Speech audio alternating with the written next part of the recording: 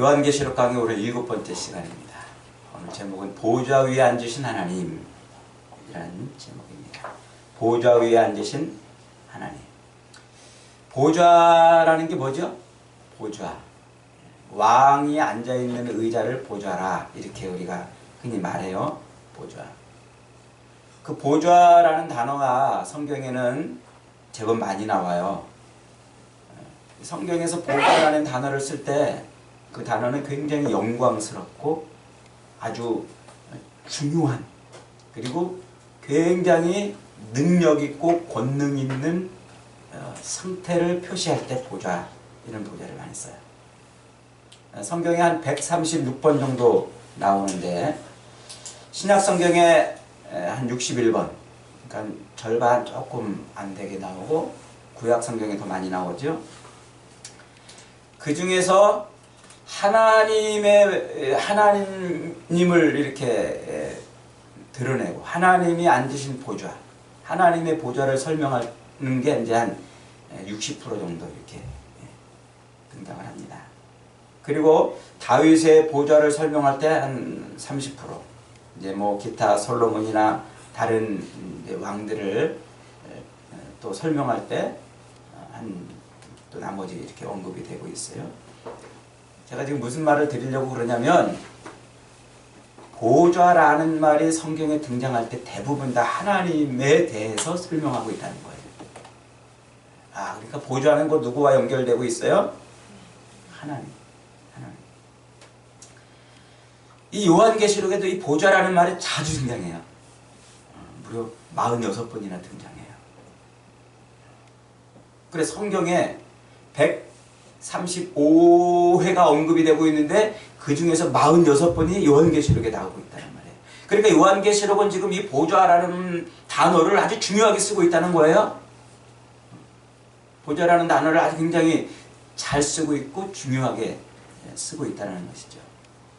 왜 보좌라는 단어를 지금 이렇게 중요하게 쓰고 있냐면, 이것이 바로 요한계시록이 지금 교회들에게 들려지는 이유, 이 목적에 관련되기 때문에 그래요. 그러니까 이 보좌라는 게 뭔가, 보좌가 도대체 뭐를 의미하고 하나님이 보좌에 앉으셨다는 이 표현이 도대체 무슨 표현인가를 알면 계시록이 이해가 되는 거예요. 하나님이 어떤 분이구나 하는 게 이해가 쉽게 된다는 것이죠.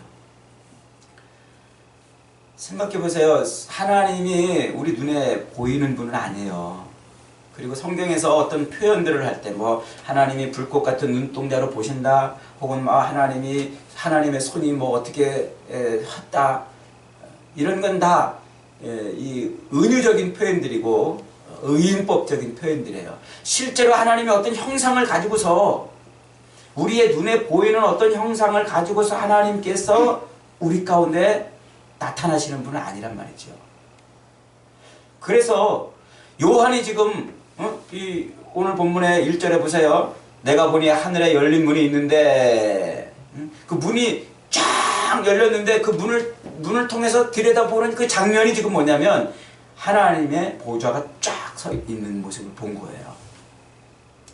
그래서 그 하나님의 보좌를 보고서 요한이 그 보좌를 통해서 말씀하시는 그 뜻을 지금 교회들에게 전달하고 있다는 거죠. 그러니까 성경, 특별히 이 요한계시록이 보좌에 앉으신 하나님이라는 이미지를 쓸 때 은유적인 표현을 쓰고 있다고 하는 것을 잊어버리면 안 돼요. 은유적인 표현. 이 말이 무슨 뜻이라고 그랬어요? 예를 들면 이제 은유법이라고 그랬잖아요. 예수님이 우리 제자들을 향해서 그렇게 말씀하셨어요. 너희는 세상의 빛이요 소금이다. 우리의 실체가 실제로 빛입니까? 우리의 모습이 진짜 소금 덩어리예요? 아니잖아요. 그런데 빛의 어떤 그 속성, 어둠을 밝히는 그 어떤 속성, 그리고 부패를 방지하는 소금의 어떤 속성을 표현하는 그 표현법으로 너희는 세상의 빛이요 소금이다, 이렇게 하면 우리 그리스도인의 존재가 명확하게 설명이 되는 거예요. 이걸 은유적 표현이라고 그랬잖아요. 예를 들면 예수님이 나는 선한 목자라, 나는 양의 문이다, 이런 식으로 말이죠. 이 성경에 있는 은유법적인 그 표현을 이제 우리가 잘 이해하지 못해서 제가 그 전에 이런 설명 한번 드렸잖아요. 세상 우리가 이제 일반적으로 쓰는 은유 중에 여자는 흔들리는 갈대다. 여자가 실제로 갈대는 아닌데 바람이 조금만 불어도 살랑살랑살랑 흔들리는 그 여자의 그 속성을 갈대에다가 딱 비유를 하니까 여자는 잘 흔들린다. 이게 이제 은유란 말이에요. 남자는 뭐예요? 남자는 뭐예요?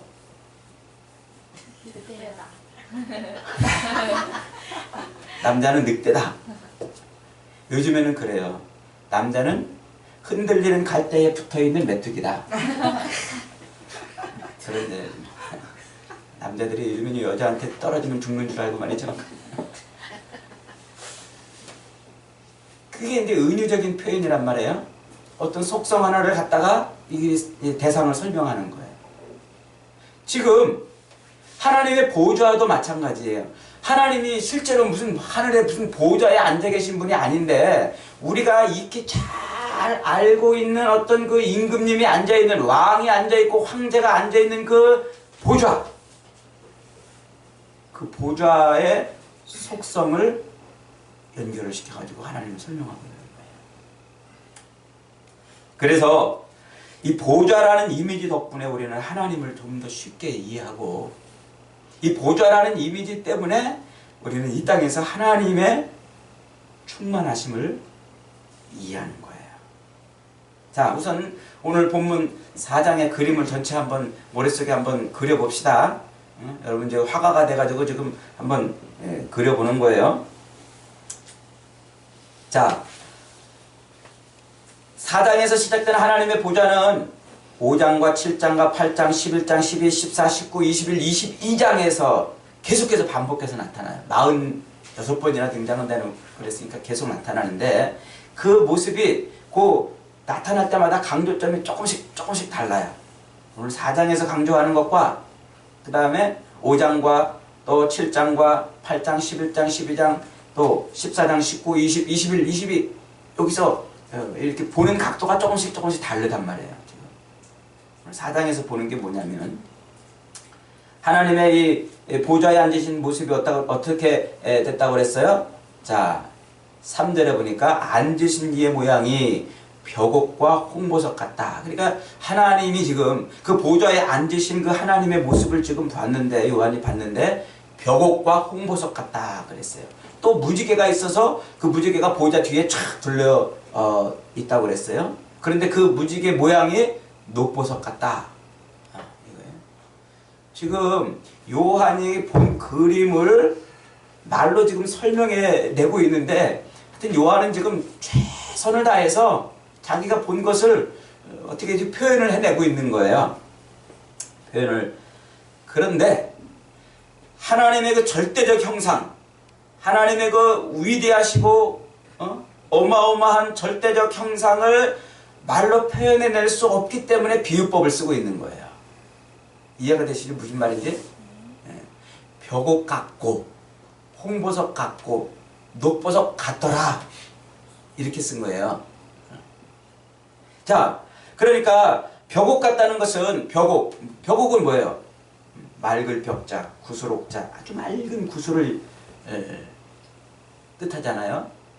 아주 맑은 구슬, 투명하고 깨끗한. 그러니까 하나님은 아주 투명하고 깨끗하신 그런 분이라는 거예요. 지금 하나님이 보좌에 앉았는데 그 하나님의 모습이 정말 맑고 아주 투명하고 아주 깨끗한, 그리고 홍보석 같다 그랬어요. 홍보석이라는 것은요, 아주 붉은 보석을 말하잖아요. 붉은 보석. 이 성경에서 이 붉다라는 표현들은 종종 어떻게 쓰냐면은 심판을 뜻해요. 그러니까 하나님이 그 보좌에 앉은 그 모습을 보니까 아주 그냥 깨끗하고 순결하신 그 하나님이 어떤 모습? 심판자의 모습으로 서 있다는 거예요. 앉아 계시다는 거예요. 심판자의 모습으로. 그런데 그 심판자의 모습으로 앉아 계신 그 하나님이 앉아 계셨는데 그 뒤에 뭐가 걸려 있다고요? 무지개가 걸려 있다고 했어요. 이 무지개는요, 창세기 9장에서 노아 홍수 심판이 끝난 다음에 이제 내가 다시 물로 심판하지 않겠다 해서 걸어놓은 것이 무지개잖아요. 무지개는요, 지금 이걸 뭐라고 표현하면 워드플레이, 언어적 유희를 지금 쓰고 있는 거예요. 이 무지개라는 단어, 그 히브리어 단어는요, 활. 여러분 그 화살을 땡겨 쏠 때 그 활 있잖아요. 그 활을 상징해요. 활을 표현하는 단어와 거의 비슷해요. 그러니까 워드플레이를 쓰고 있는 거예요. 그 무지개가 이렇게 걸려 있다는 것은 하나님이 지금 활을 걸어놨다는 거. 활을 걸어놨다, 이 표현이 무슨 표현이냐면 심판을 지금 잠시 멈추었다, 이런 거예요. 그러니까 요한이 지금 딱 보는데, 와, 하나님 어떤 모습?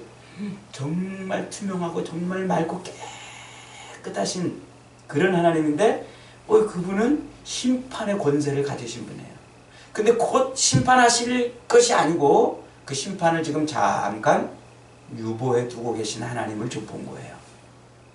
심판을 유보해 두고 계신 하나님. 그래서 녹보석이라는 표현이 이제 자비를 베푼다 뭐 이런 뜻이에요. 그러니까 하나님은 지금 심판의 권세를 가지고 계시지만 지금 당장 심판하지 않고 보좌에 지금 앉아서 이러고 보고 계신다는 거예요. 자, 그런데 그 하나님 보좌 주위로 24개의 보좌들이 쫙 둘러있어요. 24개. 이 24장로 이런 표현들이 이제 자주 나오는데, 이 24장로는 구약의 12지파와 신약의 12사도로 대표되는 구약과 신약의 교회를 상징하는 표현들이에요. 그러니까 무슨 말이에요? 하나님 보좌를 둘러서 교회가 지금 쫙 하나님의 교회가 둘러 있는 거예요. 당연하겠죠. 하나님 보좌 주변에 누가 있겠어요? 하나님께서 구원하시려고 아들을 내어주신 그 교회가 아니면 누가 있겠어요? 그래서 그 교회가 지금 하나님 보좌 주변에 지금 둘러 있는 겁니다. 그러니까 하나님의 보좌를 둘러 앉을 정도로 하나님의 교회는 아주 존귀하다는 거예요. 하나님의 교회는 대단하다는 거예요. 제가 몇 년 전에 교회를 개척하고 얼마 안 돼가지고 제법 큰 그 목사님들 모임에 초대를 좀 받았어요. 좀 이렇게 이름 있는, 좀 뭐 이름만 대면 알만한 목사님들이 다 오는 그런 모임에 저 같은 조그만 이제 막 교회를 개척한 목사가 이제 초대를 딱 받은 거예요.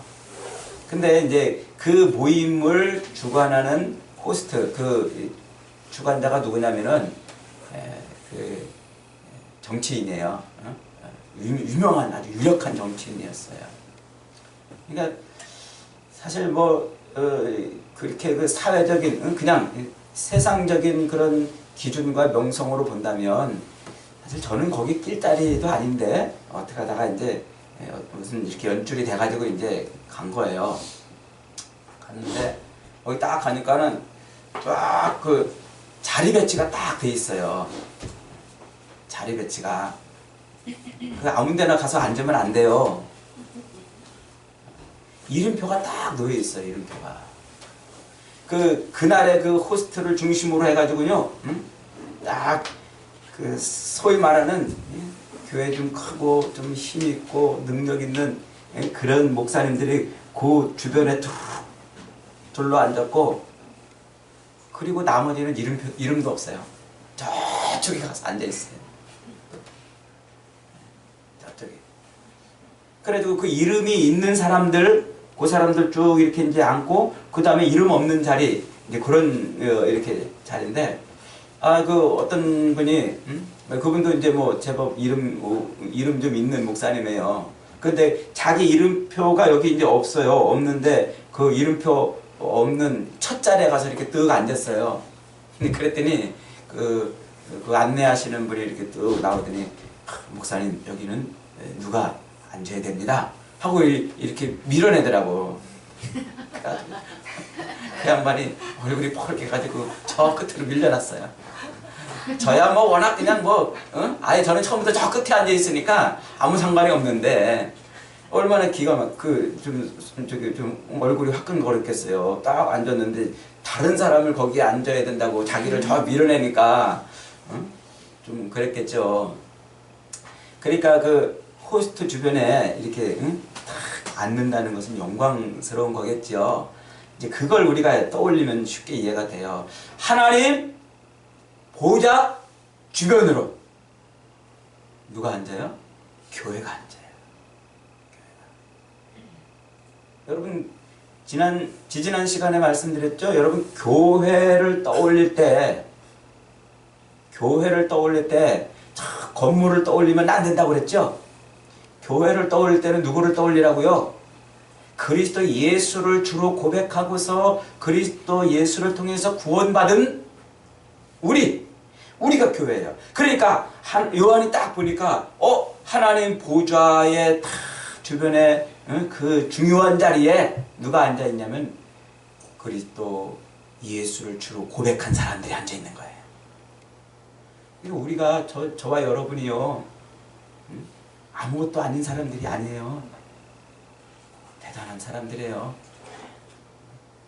어마어마한 위치를 점하고 있는 사람들이란 말이에요. 하나님 보좌 옆에 앉아있는 사람들이에요. 하나님 보좌. 그런 영광과 그런 존귀를 저와 여러분이 누릴 줄 믿으시기를 축원합니다. 그리고 자, 그 24장로들은 흰옷을 입고 금 면류관을 썼다 그랬어요. 자, 이 흰옷은 이제 앞으로 7장에 나와요. 이 교회가 입고 있는 흰옷. 이것은 앞으로 7장에서 설명할 건데 어린 양 예수 그리스도의 피로 빠른 옷이에요. 교회가 입고 있는 이 흰옷은 어린 양 예수 그리스도의 피로 빠른 옷. 그 피로 빨면 어떤 더럽고 어떤 지저분하고 어떤 이 모습이든지 어떤 색깔이든지 흰옷으로 변해요. 그러니까 그리스도 예수를 통해서 깨끗하게 죄 씻음을 받은 성도들이라는 표현이에요. 그러니까 우리가 저와 여러분이 예수 그리스도를 통해서 그리스도를 믿으면 우리의 죄가 깨끗하게 씻겨지는 거예요. 깨끗하게. 여러분 세상 그 어떤 것도요 그 더러운 옷, 그 지저분한 옷을 깨끗하게 바꿀 수 있는 것이 없어요. 아무리 세제가 좋아도 여러분 세탁기에 아무리 좋은 세제를 넣어도 옷 색깔이 허옇게 변하는 거 봤어요? 못 보셨잖아요. 세상 그 어떤 것으로도 우리 인간의 죄를 씻어낼 방법이 없어요. 뭐밖에? 예수 그리스도의 피밖에. 예수님의 피밖에 우리를 깨끗하게 할 것이 없어요. 그래서 우리 성도들은요 세상에서 그리스도 예수를 통해서 깨끗한 옷을 입고 하나님 보좌에 앉아 있을 사람들인 거예요. 저와 여러분. 그래서 왕관을 쓰고 있다고 그러는데 그 왕관이라는 말은 승리자가 쓰는 월계관을 의미해요. 왕관이 왕이 쓰는 그 금관을 표현하는 단어가 아니고 왕관 달리기에서 이기고 그 경기에서 이긴 사람들에게 쓰여지는 그 월계관 있죠. 스테파노스라고 그 월계관 그걸 지금 표현하는 거예요. 그러니까 하나님 보좌 주변에 누가 앉아 있냐면 깨끗하게 예수 그리스도의 피로 깨끗해진 옷을 입고 승리한 교회, 성도들이 앉아있는 거예요. 성도들. 그 모습이 누구의 모습이라는 거예요? 앞으로 저와 여러분의 모습이에요. 자, 그런데 그렇게 지금 하나님의 보좌가 딱 있고 그 보좌 주변으로 그렇게 예수 그리스도의 피로 깨끗하게 세탁이 된 그 옷을 입고 승리의 면류관을, 월계관을 쓰고 있는 교회가 쫙 둘러서 앉아 있는데 거기서 큰 뇌성과 번개가 났어요. 간이 작은 사람들은 기절할 만한 그 어마어마한 뇌성과 번개와 음성이 났어요. 그리고 그 앞에 7 등불을 켠 것이 있는데 7 영, 하나님의 7 영이라고 표현할 때 성령이라고 그랬죠?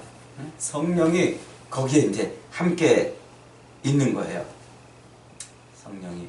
그래가지고 이 뇌성과 번개가 바라는데 그 뇌성과 번개와 큰 음성은 세상을 통치하시는 하나님의 통치 행위를 표현해요. 하나님. 그러니까 하나님이 지금 이 보좌에 딱 앉아서 자기 예수 그리스도를 통해서 구원받은 그 성도들, 그 성도들과 더불어서 하나님이 지금 뭐 하고 계신 거예요? 세상을 통치하고 계시다는 거예요. 세상을 통치하시는데 그 앞에 뭐가 펼쳐져 있어요? 유리바다. 유리바다같이 넓은 그런 게 펼쳐져 있다 그랬어요. 6절에 보세요. 보좌 앞에 수정과 같은 유리바다가 있고 보좌 가운데와 보좌 주위에 4 생물이 있다. 그런데 그 4 생물의 앞, 뒤에는 눈들이 가득하다 그랬어요. 눈들이 가득하다. 그러니까 하나님 보좌 앞에 쫙 펼쳐져 있는데 세상이 펼쳐져 있는 거예요. 그 세상은 지금 어떻다고요? 유리바다. 다 들여다보이는 거예요. 다 들여다보여요. 어디 하나 안 보이는 곳이 없이 아주 다 속속들이 들여다보여요. 보이는 것을 지금 말하고 있어요. 그리고 그 4 생물이 있는데 눈이 탁 달려 있어요. 그 4 생물은 하나님의 천사들을 의미하죠. 앞뒤로 눈이 탁 있다는 것은요, 하나님이 못 보는 것이 없다는 거예요. 못 보는 것이. 그래서 이 천사들은요, 이 4 생물이 지금 이렇게 쭉 나오는데 이것은 앞에서 이제 구약의 에스겔서 10장과 10장에서 나오는, 그리고 또 1장에 등장하는 바로 그 4 생물을 여기다 갖다 지금 쓰고 있는 거예요. 그러니까 이 구약의 그림을 요한계시록은 많이 갖다 쓴다고 그랬는데 이렇게 갖다가 쓰고 있는 거예요. 그러니까 사자는 강하고 송아지는 유익하고 사람은 지혜롭고 독수리는 빠른 어떤 그 이미지를 갖다가 천사들을 지금 표현하고 있는데 그 천사들, 하나님이 부리는 천사들이 그 속속들이 다 들여다보이는 그 세상을 쫙 보면서 누구 하나, 어느 사람 하나 놓치지 않고 하나님이 지금 보고 있는 거예요. 하나님께서. 여러분, 우리가 이 땅을 살 때 하나님 없는 곳이 없다는 사실을 잊어버리면 안 돼요. 하나님은 항상. 제가 예전에 한참 학생 때인가요? 학생 때인가? 어느 화장실을 이렇게 이제 들어갔는데 화장실에 딱 앉았는데 화장실 옛날에는 낙서를 많이 해놨잖아요. 요즘에는 뭐 거의 낙서가 없습니다만 이렇게 보니까 이곳이 나의 유일한 공간이구나. 누가 거기다 낙서를 그렇게 해놨어요. 그러니까 이제 거기 앉아서 자기만의 공간을 이렇게 이곳이 나의 유일한 공간이구나. 딱 이렇게 써놨어. 그 밑에다가 누가 또 굵은 매직으로 웃기고 있네. 청소 아줌마 이렇게 써놨어. 그러니까 청소 아줌마 다 속속들이 들여다본다는 거죠. 여러분, 하나님은요 우리 인생을 유리받아 들여다보시 보고 계세요. 그리고 하나님의 천사는요, 하나님의 천사는 우리 인생에 모르는 것이 없어요. 다 알고 계시다는 거죠. 인생을 속속들이 들여다보고 우리가 하나님을 잘 섬기는지 잘 못 섬기는지, 우리가 하나님의 말씀을 붙들고 사는지, 말씀을 내동댕이 치고서 사는지, 우리가 믿음으로 사는지 아니면 세상 것 붙들고 사는지 하나님은 다 아셔요. 우리가 힘들 때도 아시고, 우리가 가슴 아픈 일을 당해도 알고, 우리가 정말 사방에 우겨쌈을 당하여 낭망되는 그런 상황도 하나님은 아셔요. 다 알고 계시다는 거예요. 지금. 알고 계시다. 자, 이 그림을 다시 한번 여러분 떠올리세요. 요한이 문을 쫙 열린 문으로 보니까 하나님의 보좌가 쫙, 그 보좌에 하나님이 앉아 계세요. 그리고 그 보좌 주위로 예수 그리스도로 그리스도의 피로 세탁된 흰 옷을 입고 있는 성도들이 쫙 둘러앉아 있고, 그리고 그 앞으로 유리바다가 펼쳐져 있어요. 그리고 큰 번개와 음성이 나고 천사들이 그 앞에 쫙 있는데 보지 못하는 것이 없어요. 보지 못하는 것이. 이게 지금 4장이 표현해내고 있는 하나의 그림. 그 그림을 지금 말로 설명해 내고 있죠. 이 그림을 통해서 지금 요한은 우리에게 뭘 얘기해 주려는 걸까요? 지금 요한이 말해주고 싶은 것은 하나님은 보좌에 앉아 계신다는 거예요.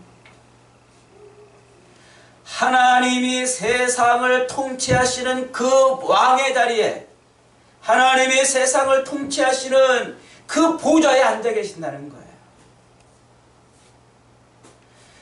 지금 이 믿음을 갖고 하루하루 목숨을 부지하면서 살아야 되는 이 성도들, 황제의 눈을 피해가지고 산속으로 들어가고 굴속에 숨어들고 어떻게든지 먹고 사는 것 때문에 염려하고 근심하고 걱정하며 살고 있는 성도들에게 세상을 통치하고 있는 것이 황제가 아니라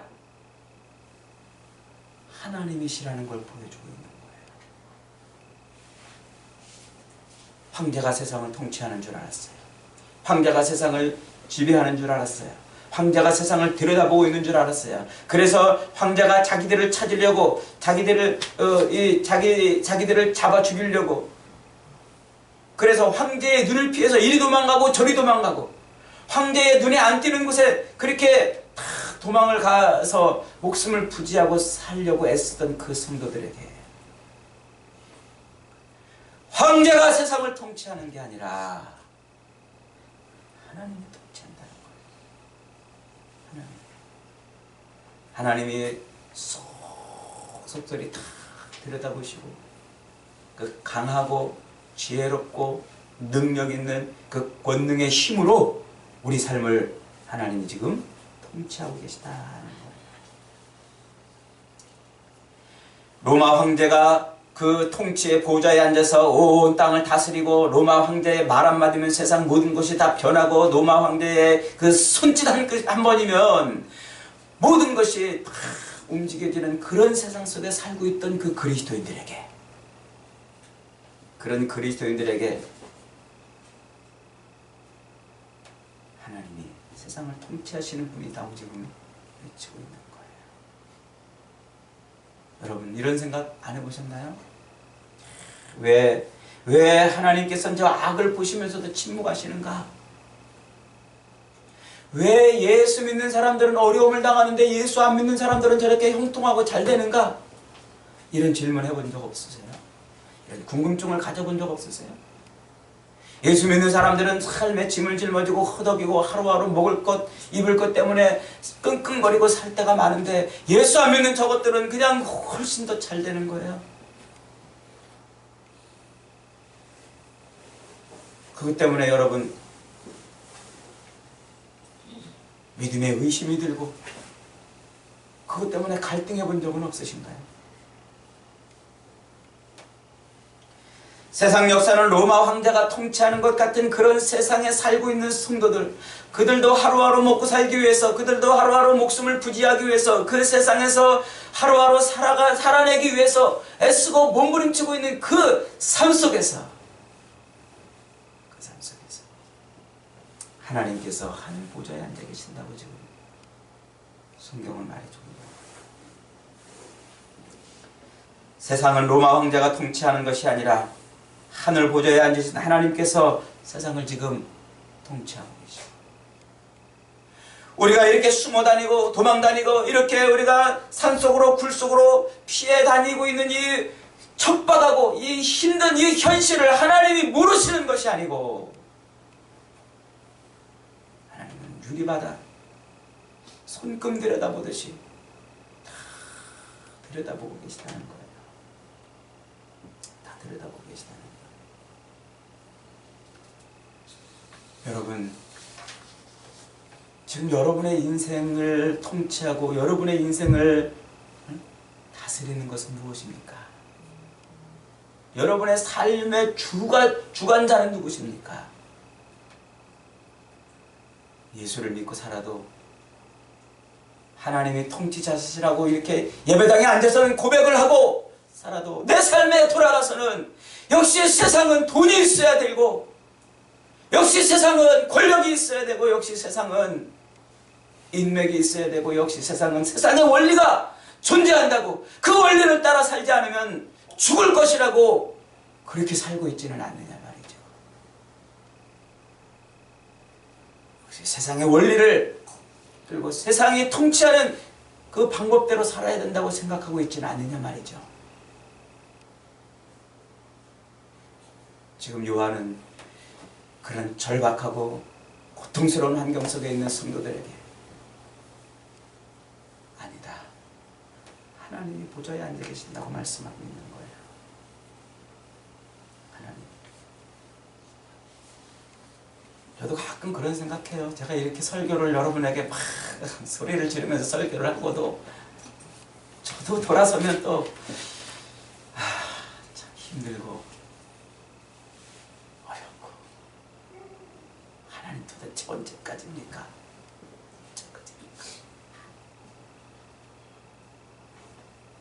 하나님 도대체 언제까지 이래야 됩니까? 이런 절망이 들 때가 많이 있어요. 절망이 들 때. 왜 남들은 다 잘 되는 것 같은데 하나님 내 형편을 모르십니까? 하나님 정말 모르십니까? 내가 이런 고난과 고통 가운데 있는데 주님 정말 모르십니까? 이런 탄식이 나올 때가 많이 있어요.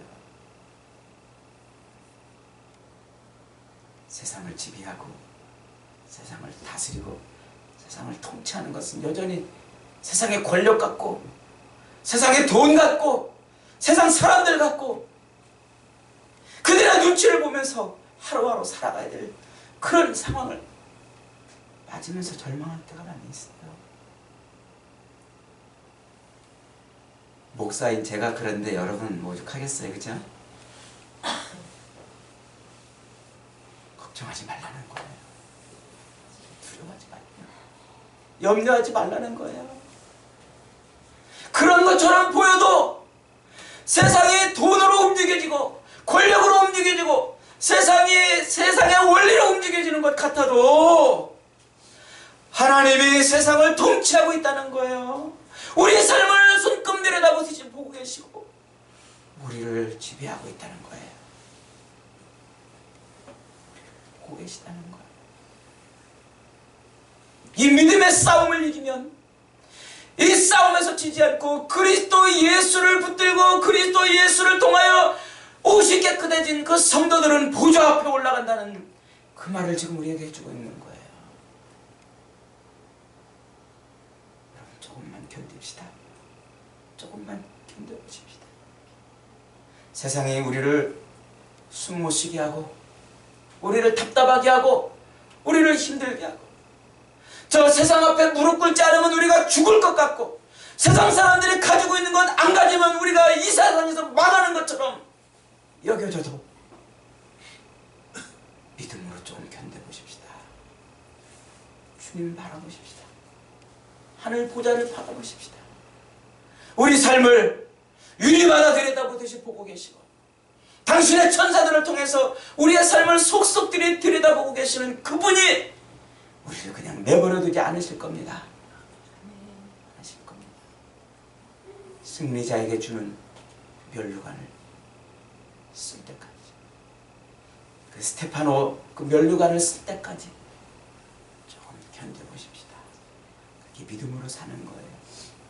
이 말씀이 바로 그런 믿음으로 살고 있는 우리를 격려해주고 위로해주고 포기하지 말라고 우리에게 가르쳐주고 있는 겁니다. 사랑하는 여러분, 지금도 세상은 하나님이 보좌에 앉으셔서 통치하고 계시고 우리 인생도 하나님이 통치하고 계십니다. 그분을 바라보고 그분을 믿고 그분을 의지하고 힘을 내어서 믿음의 싸움을 승리하는 저와 여러분 다 되시기를 주님의 이름으로 축원합니다. 아멘.